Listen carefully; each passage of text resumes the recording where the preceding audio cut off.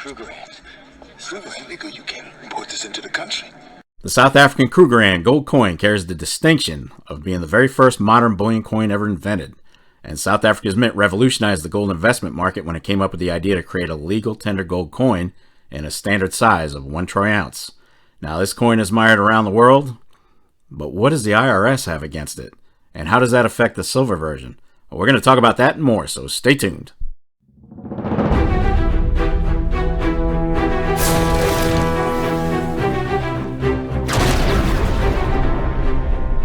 How you doing, YouTube? Happy holidays and welcome to another episode of the Silver and Gold Stack Attack.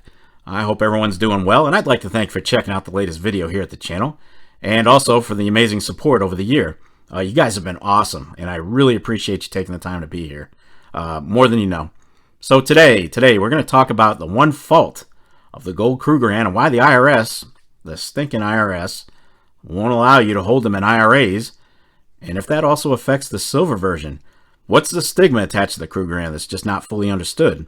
It's admired around the world for the instantly familiar design, the massive mintage, and reliable 1 ounce gold content. But as popular as they are, they do have one shortcoming that can ward off stackers from buying them, and one the IRS doesn't like. Let's roll! Alright, before we move forward, we'll start with a really quick background on the gold and silver Krugerrands. The gold Krugs first came on the scene in 1967, and they were the first and only bullion coin in the world at that time.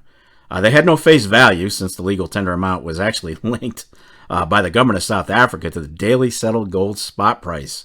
So you turn them in, you get the daily spot price. The first experiment in gold bullion coins proved to be so successful that other national mints kind of took notice. And it only took a few years for the United States Mint, Royal Canadian Mint, Perth Mint, and the British Royal Mint to start releasing their own competing bullion issues. So they really stirred the fire on that one.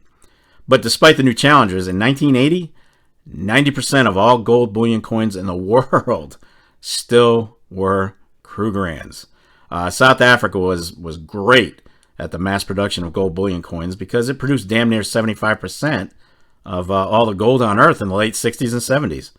And because these coins functioned as a legal tender in South Africa, foreigners who were forbidden by their own national governments from buying gold bars were able to acquire and keep these coins. So you can see why they were so popular. So how did they come up with the name Krugerrand? Well, it's derived from the first president of South Africa, and that was Paul Kruger, or Uncle Paul, as he was affectionately called.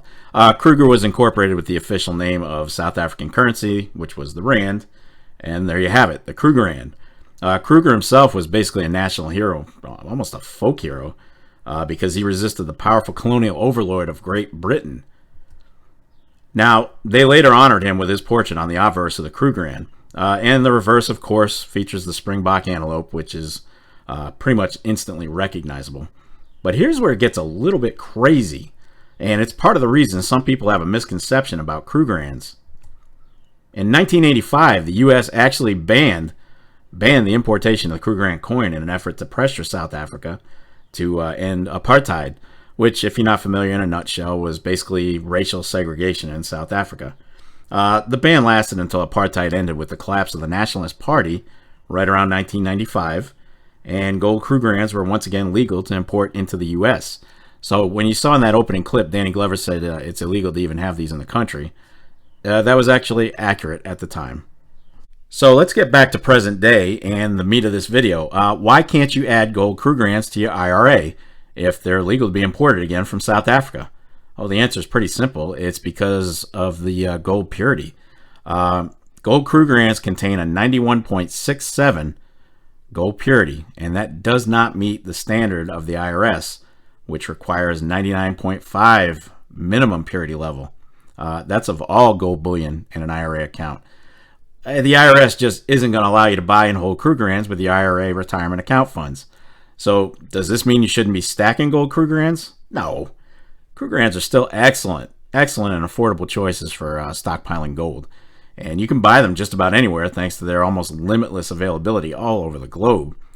Just stay aware of that gold purity level and know what you're buying.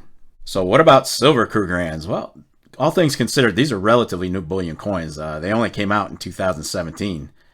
South Africa saw the popularity of the Eagles, Maples, Britannias, Phils, yada yada, and they basically wanted to throw their hat into the silver bullion ring, and they did.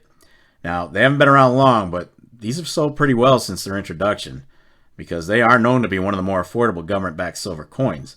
Now, one note on the 2017s, the first year of issue, if you're going to stack these, legit versions of the 2017 are going to have a little 1967 to 2017 50th anniversary privy to the left of the Springboks head. Now that brings us to the last question. Does the IRS allow silver Krugerrands in IRA accounts? We already know the gold versions are not, but can you add silver Krugs? The answer is yes, and that's because the silver purity in Krugs has always been 3/9 fine.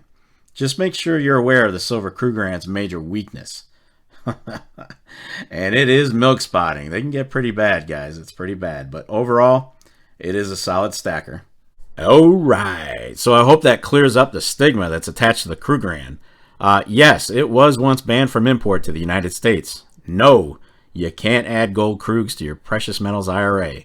Yes, you can add the silver ones. And that's going to wrap it up for this episode of the Silver and Gold Stack Attack. And if you made it this far, well, kudos to you. I will definitely catch up with you in the next episode, but in the meantime, What do you want to do with your life?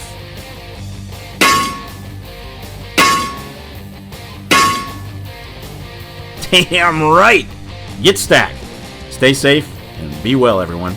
I am out of here. Peace on earth. Be excellent to each other. Party on, dudes.